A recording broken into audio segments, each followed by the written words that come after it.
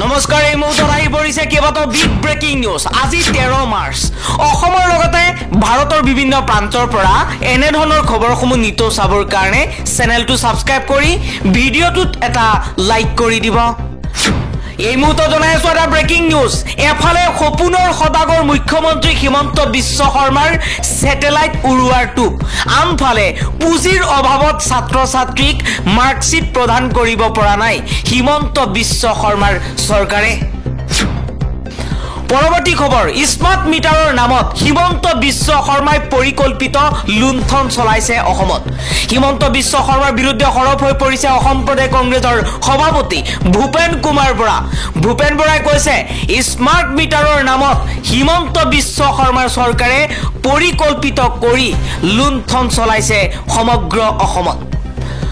লগতে ভূপেন বৰাই কৈছে 2047 চনলৈ ডক্টৰ হিমন্ত বিশ্ব শৰ্মা কোনটো দলত থাকিব সেয়াও প্ৰথমতে স্পষ্ট হোৱা উচিত, কাৰণ এটা দলত হিমন্ত বিশ্ব শৰ্মা 10 বছৰতকৈ অধিক কাল থাকিব নোৱাৰে। হিমন্ত বিশ্ব শৰ্মা হৈছে দল বাগৰে নেতা, ক্ষমতা যিফালে আছে সেইফালেই দৌৰি থাকে হিমন্ত বিশ্ব শৰ্মা। পৰৱৰ্তী খবৰ, অতি শীঘ্ৰেই লাভ কৰিব চৰকাৰী ঘৰ, হাতত মাত্ৰ 10টা দিন বাকী আছে। 23 মাৰ্চত ভাল খবৰ লাভ কৰিব ৰাজ্যৰ লাখ লাখ পৰিয়ালে। গৃহ নিৰ্মাণৰ বাবে দিয়া হ'ব প্ৰথম কিস্তি। 3,88,358 গৰাকী হিতাধিকাৰীৰ তালিকাত আছে নেকি আপোনাৰ নাম? আপুনি চেক কৰক। চৰকাৰী ঘৰৰ তালিকাত আপোনাৰ নাম আছেনে নাই সেয়া অতি সোনকালেই চেক কৰক আপুনি, কাৰণ ৰাজ্যৰ 33,88,358 গৰাকী হিতাধিকাৰীৰ নামত আহিছে চৰকাৰী ঘৰ। আন এটা খবৰ, বৰাক উপত্যকাত সক্ৰিয় নাৰী সৰবৰাহকাৰী চক্ৰ, প্ৰলোভনেৰে বহিৰাজ্যত বিক্ৰী কৰিবলৈ নিয়া 3 কিশোৰীক উদ্ধাৰ। কাছাৰ আৰক্ষীৰ অভিযানত উদ্ধাৰ 3 কিশোৰী। ৰাজস্থানৰ পৰা 2জন আৰু গুৱাহাটী ৰেল ষ্টেচনৰ পৰা এগৰাকী নাবালিকাক উদ্ধাৰ। নাৰী সৰবৰাহকাৰীৰ সৈতে জড়িত এটা অভিযুক্তক গ্ৰেপ্তাৰ। 4 লাখ টকাৰে নাবালিকাক ক্ৰয় কৰিছিল ৰাজস্থানৰ এজন লোকে। নাবালিকাক বিয়া কৰোৱাৰ প্ৰলোভনেৰে ৰাজস্থানলৈ নিছিল অভিযুক্তই। গ্ৰেপ্তাৰ কৰা অভিযুক্তজন ৰাজস্থানৰ 39 বছৰীয়া লীলা ৰাম বুলি জানিব পৰা গৈছে। ঘটনা সন্দৰ্ভত কাছাৰ আৰক্ষীৰ তদন্ত অব্যাহত। পৰৱৰ্তী খবৰ, অভিযুক্তক গ্ৰেপ্তাৰৰ সময়ত আইনগত নীতি নিয়ম মানি নচলে অসম আৰক্ষীয়ে। উচ্চ ন্যায়ালয়ৰ অভিযুক্তক গ্ৰেপ্তাৰৰ ক্ষেত্ৰত সজাগ হ'বলৈ বিশেষ নিৰ্দেশনা ন্যায়ালয়ৰ। গ্ৰেপ্তাৰৰ সময়ত গ্ৰেপ্তাৰৰ কাৰণ, কেনেধৰণৰ অপৰাধ সেই সকলো কথা জনাব লাগে।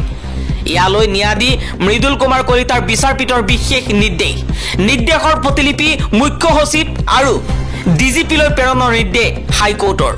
লগতে ন্যায়িক একাডেমীৰ সঞ্চালকলৈও প্ৰতিলিপি প্ৰেৰণ কৰাৰ নিৰ্দেশনা।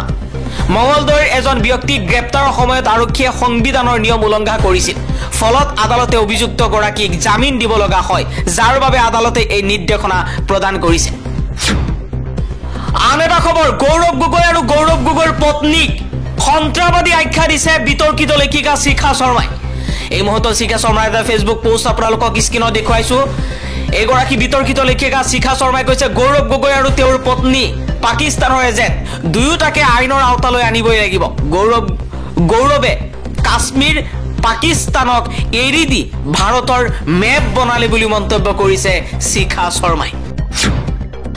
আন এটা খবৰ, বহাগ বিহুৰ পূৰ্বে প্ৰাথমিক বিদ্যালয়ৰ প্ৰধান শিক্ষকৰ নিযুক্তি পত্ৰ বিতৰণ কৰিব শিক্ষা বিভাগে। অসম ৰাজ্যিক প্ৰাথমিক শিক্ষক সন্মিলনীৰ উপস্থিতিত বিতৰণ কৰিব নিযুক্তি পত্ৰ। 5ম শ্ৰেণীলৈ যোগদানৰ ব্যৱস্থা কৰিব অভ্যাসন বহি। ঠিকাভিত্তিক শিক্ষকে লাভ কৰিব সংশোধিত সাময়িক পদোন্নতি।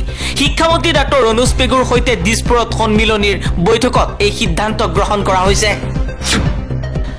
আন এটা খবৰ, লাভ জেহাদৰ নামত বিজেপি নেতাৰ দালালি। অভিযুক্তক ৰক্ষণাবেক্ষণ দিয়াৰ নামত বিজেপি নেতাই ললে 5 লাখ টকা। বিজেপি নেতাৰ কাণ্ডক লৈ উত্তাল হৈ পৰিছে শ্ৰীভূমি।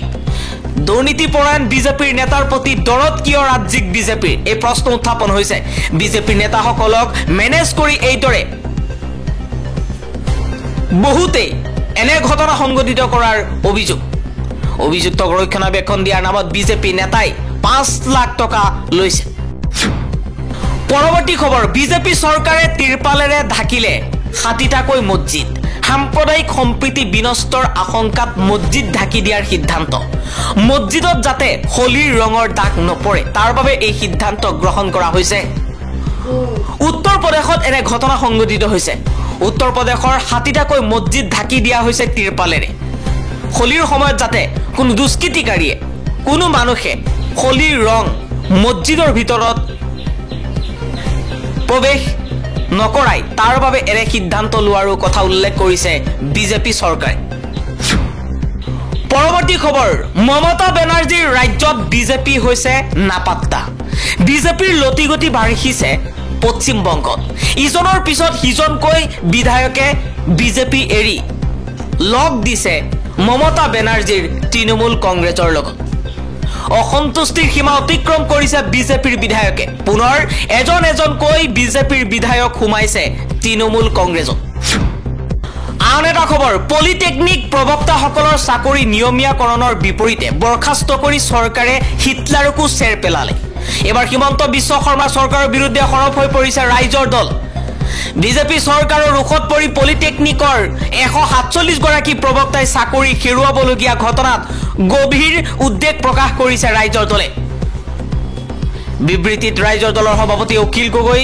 সভাপতি ভাস্কৰদী শইকীয়া কাৰ্যকৰী সভাপতি ভাস্কৰদী শইকীয়া আৰু গোবিন্দ চেতিয়া ফুকনে কৈছে সদৌ অসম পলিটেকনিক প্ৰতিষ্ঠাপক প্ৰবক্তা সংস্থাই চাকৰি নিয়মীয়াকৰণৰ ন্যায্য দাবীত কৰা গণতান্ত্ৰিক প্ৰতিবাদত ক্ষুব্ধ হৈয়ে চৰম প্ৰতিশোধ পৰায়ণতাৰ হিমন্ত বিশ্ব শৰ্মা নেতৃত্বাধীন চৰকাৰখনে প্ৰবক্তাসকলক চাকৰিৰ পৰা বৰখাস্ত কৰা কাৰ্যই হিটলাৰৰ শাসনকো চেৰ পেলালে ইয়া স্বেচ্ছাচাৰিতাৰ চৰম নিদৰ্শন অভিযোগ মতে এই উচ্চ শিক্ষিত মেধাবী যুৱক যুৱতীসকলৰ শিক্ষাগত অৰ্হতাৰ প্ৰমাণপত্ৰ সমূহ নিযুক্তিৰ সময়তে তেওঁলোকৰ পৰা শিক্ষা বিভাগে জমা লৈছে যাতে তেওঁলোকে অন্য চাকৰিত যোগদান কৰিব নোৱাৰে আৰু এতিয়া কেইবা বছৰৰ পিছত চাকৰি নিয়মীয়াকৰণৰ পৰিৱৰ্তে বৰখাস্ত কৰি প্ৰবক্তাসকলক অথাই সাগৰত পেলাব খোজা কাৰ্যক তীব্ৰ ভাষাৰে গৰিহণা দিছে ৰাইজৰ দলে যি সময়ত চৰকাৰখনে চাৰিওফালে 1 লাখ নিযুক্তিৰ নামত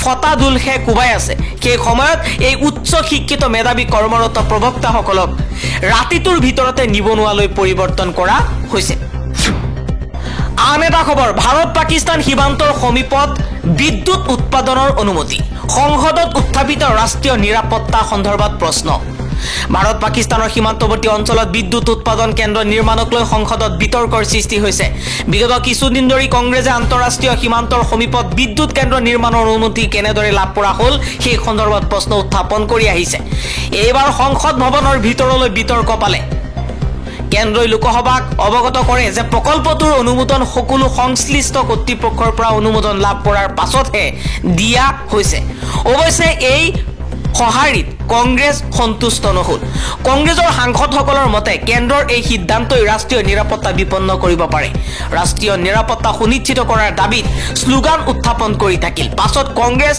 আৰু ডিএমকেৰ সাংসদসকলে স্লোগান দি সদন ত্যাগ কৰে